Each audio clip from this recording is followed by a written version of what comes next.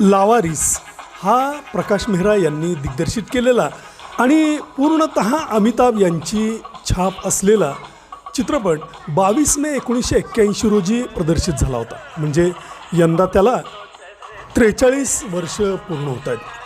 कल्याणजी आनंदजी यांचं बहारदार संगीत ही या चित्रपटाची एक उजवी बाजू. बाकी पूर्णतः अमिताभ यांना डोळ्यासमोर ठेवून लिहिलेला चित्रपट आणि प्रकाश मेहरा आहेत म्हटल्यानंतर तर अमिताभसाठी तो प्लस पॉईंट.